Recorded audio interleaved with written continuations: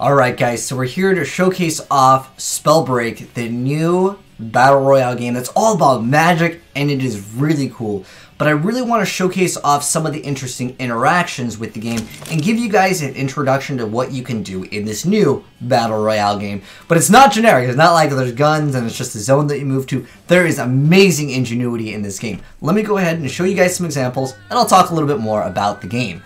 Now, I will be uploading gameplay, but there's so much to explain in this game that I really gotta go over because, well, there's just so much to get into. Alright, let's go ahead and take, for example, the Wind Gauntlet, and let's go ahead and grab a Fire Gauntlet, or the Flame Gauntlet.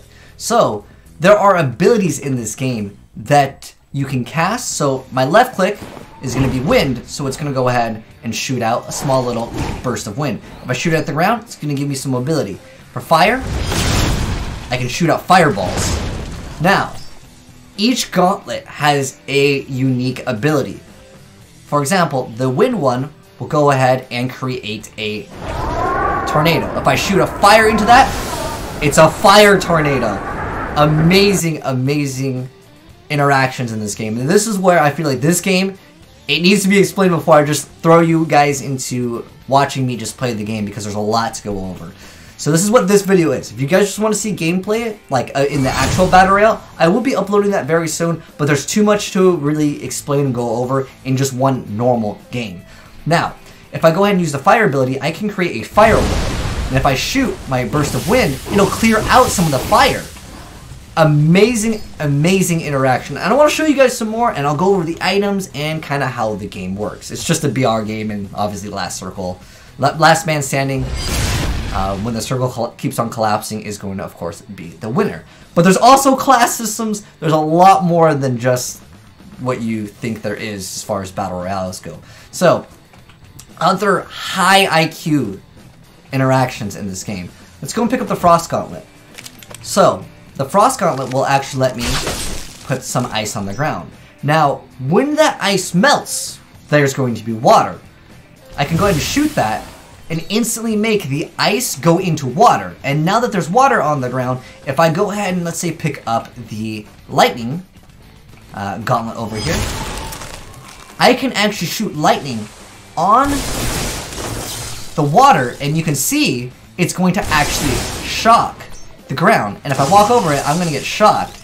So you can see that there's really, really amazing interactions in this game, and I think that's so cool. If I go ahead and take this Toxic Gauntlet over here, and let's say we take the Toxic Gauntlet and wait for the cooldown to go through, and actually for the sake of showing off these things, we should actually get some of these items, and I'll explain the items in just a moment here, but I'm going to go ahead and get the Amulet of the Scribe.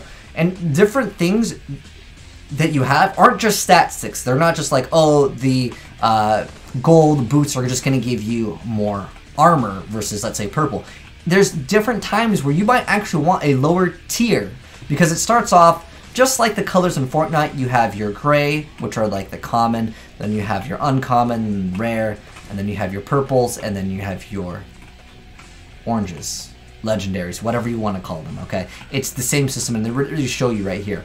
But, for example, over here, you can see the student shoes. Let me go and actually hit tab, and so you can see all of these. Let me go and move my cam here, so you can see what the heck these things do. So, Boots of the Cat increases your jump velocity by 35%. Boots of the Scribe, after using a rune, which is kind of like a mobility ability that your character will have, and increases your sprint speed by 25%.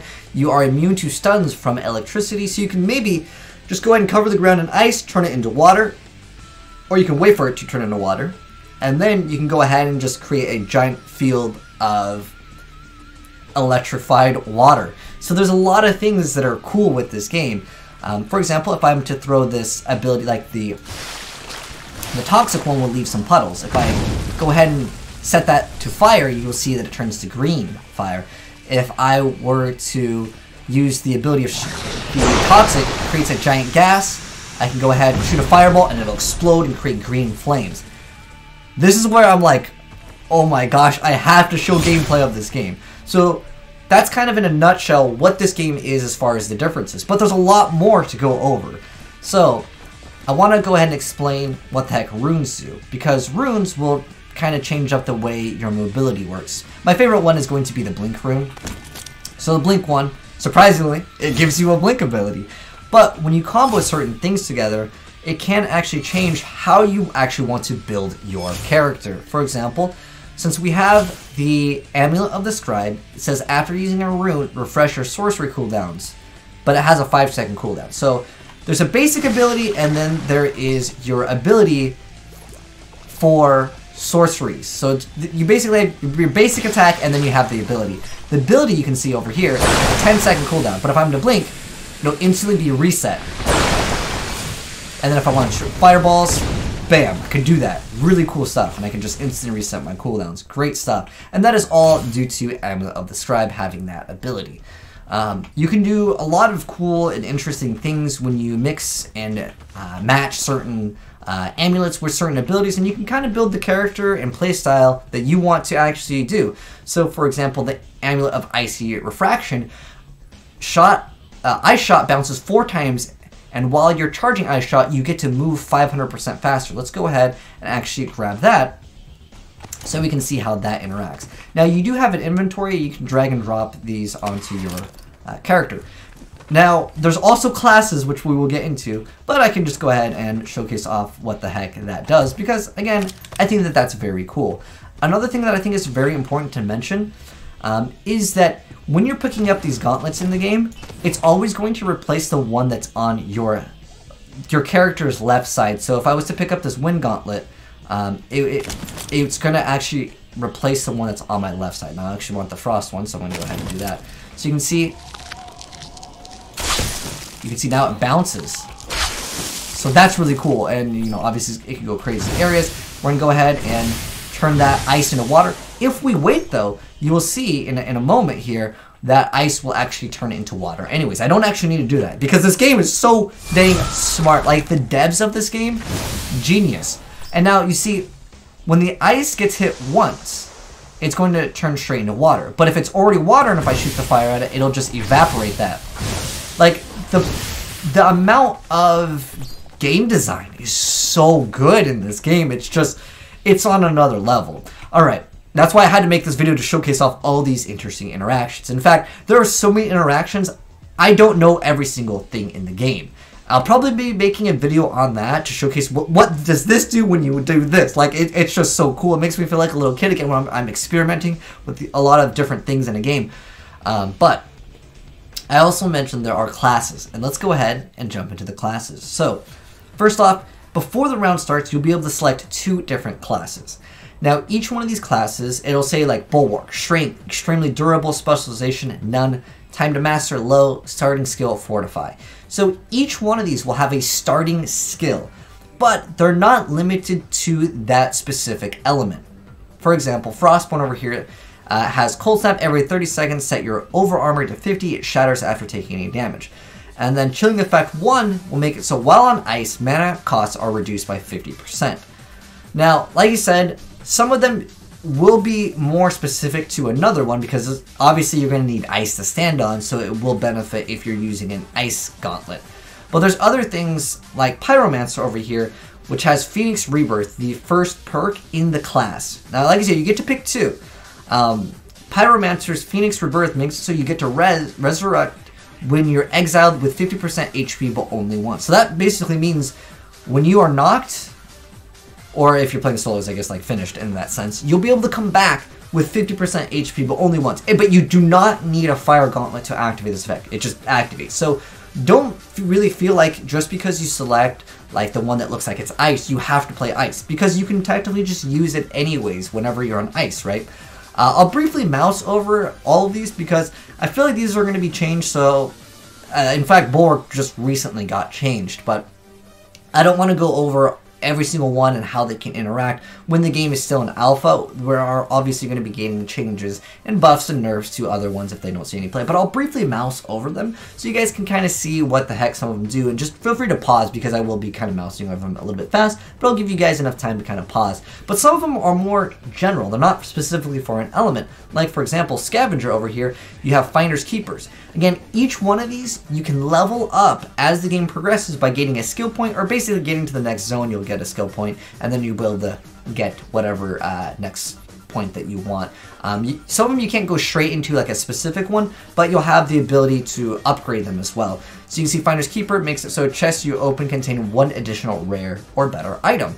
And then you have your other abilities, like for example, Blasting Burn 1 makes it so fireballs leave puddles of fire that last for 5 seconds. That's pretty good. Obviously that's more for fire, but the Phoenix Rebirth is such a valuable thing. A lot of people will be going Pyromancer, specifically just for that, because it's a pretty big ability. You have ones that reduce like cooldowns a little bit more, but like I said, this video is not going to be showcasing off all those. It's kind of just a brief little overview of what is in the game and the cool things that you can do in this game, because it is so dang amazing.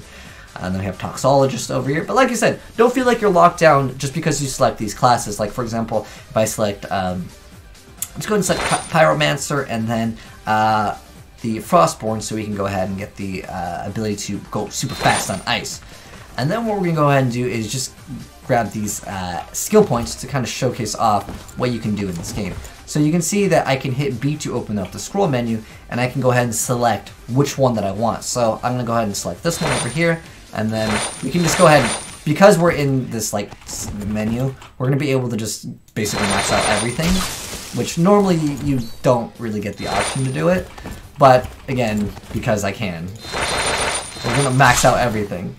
So we're just going to keep on grabbing skill points, and then we'll show you guys what you can do. So you can see, oh wow, 15 seconds, look at that. So fireballs leave puddles of fire, they can last for 15 seconds. Could you imagine that in a late game? That would be insane. Okay, so we get to move super fast on ice, and that makes it obviously difficult for our enemy to hit. We could strafe all day. Let's go ahead and move. Oh wait, you know what? I think it only affects our running, so maybe we shoot, run a little bit, and shoot. It just makes it difficult for people to hit. But imagine towards the final circles, what the fire would be able to do. And you can see when we shoot the ice, it's gonna, the ricochet that goes in the different directions. That's so cool. And you can see we actually have to recharge, which is another thing I want to explain right now. So you have your HP, which is indicated over there in the bottom where it says 100, 100. That can actually be increased by certain items that you can pick up in the game. Now you also have a mana system where it says 100, 100. That's above my health. What that is armor, and then above that is our mana. So basically, certain abilities, the spell like active ability that you're activating with, well, depending on what your keybinds are. I have mine set to Q and E. Like this, these ones don't cost mana, but the left and the right click will. Like the basic attacks in this game is what actually costs mana. The other ones are actually on cooldowns. So the lower tier of gauntlets, for example, let's pick up the common frost gauntlet. The amount of mana that it uses, oh, actually we probably have something else that's changing our mana cost. Okay, oh, you know what, it's because we're on ice. We have a perk, it's, while on ice, mana costs are reduced by 90%, which, that's insane, but you probably won't ever get to that point. But, this normally, you guys can see it costs 17. If I go all the way full, yeah, it costs 17. But the higher tier one, let's go ahead and grab the Legendary Frost Gauntlet. And we have the Legendary one, oh, you know what, okay, hold on. Okay, the Legendary one costs 17. The common one, if I equip it, you can see it costs a lot more, it's 25. So the tiers will actually change the amount of mana that certain things cost. But I'm actually curious if this actually counts as well as, okay, so ice, since it is technically, I guess, like we are on ice, let's see. Oh, so we're on ice now. See, it costs next to nothing. But if we're on water, it's wait, is this? Okay, we're on ice. Oh, we're taking damage. Maybe, oh, the steam is actually causing us to take damage. See, there's so many things to learn in this game, and that's what I really love about this. So, the water does not actually count as ice. That's good.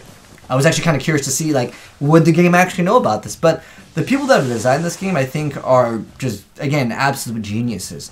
But going into some of the more unique things in the game, like, for example, the phasing boots have the ability to make us phase in and out. Every 10 seconds, we gain stealth for 5 seconds. And that could be something that we really want to try to go for. Or maybe we want to grab the rubber boots. And you can see we're in stealth now. I'm going to go ahead and grab these rubber boots. And the rubber boots will make it so poison puddles do no damage. If I know that this guy, he always plays poison, or like I know that he's using poison, I can keep these in my inventory. I can just grab these and pop them at any time. Just as a heads up though, with the gauntlets, if I'm to equip these, I will actually have a cooldown. But with the boots, there's no cooldown. You automatically get it, which is kind of cool. So you can actually kind of build up your inventory your way, and the way that you want to play. And some of the belts in this game can actually increase your health over here. You can see this one's going to increase our max rune charges by 2. Rune charges are basically mobilities. I like I said before, blink. So I can just kind of blink around. That is our rune. And then you have amulets, which can actually alter your character as well. I'm going to go ahead and pick up my favorite amulet, which is the Amulet of the Scribe. Now what the Amulet of the Scribe does over here is makes it so, equip it, after using a rune you get to refresh your sorcery cooldown. So basically these abilities, like I showed you before, have cooldowns. Like for example, the Firewall has a cooldown 15 seconds, but I can just blink and I get Firewall immediately again. Now that has an internal 5-second cooldown, so you can see I can pop it right there, nothing happens, pop it right there, resets cooldown. Really cool stuff. So you can, like I said, build the character the way that you want to actually play it. And I know another question is like, what is the most powerful one? I honestly have not played this game a ton. I played it a little bit, but it was under NDA and I just wanted to kind of cover the game when I could because I really like showcasing off certain things in games.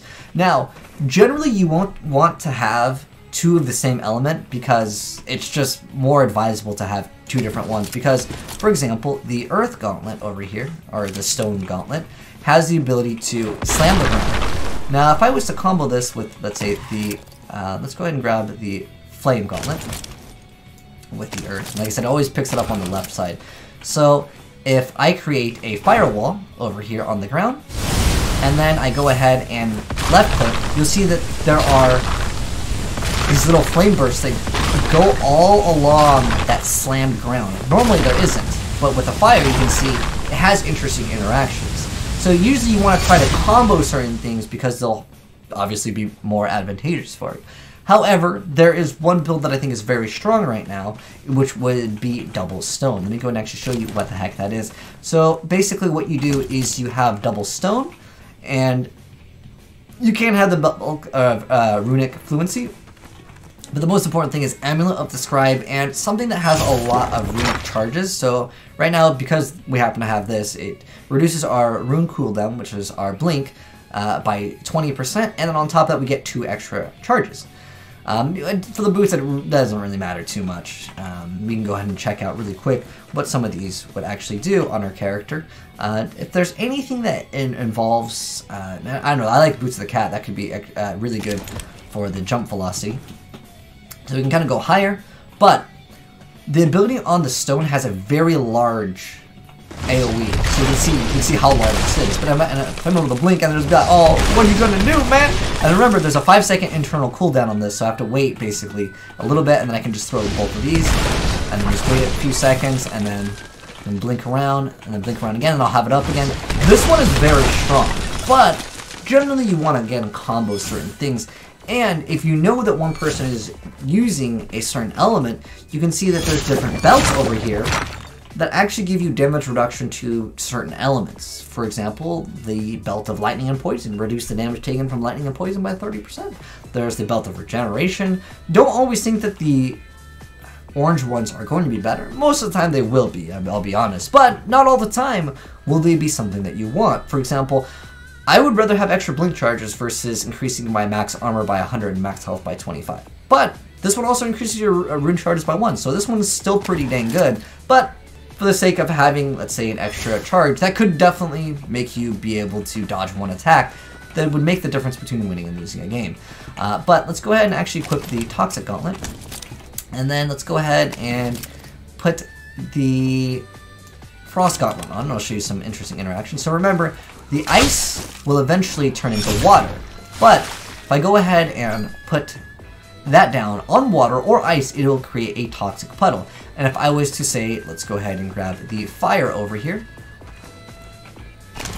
it will actually explode that into flames.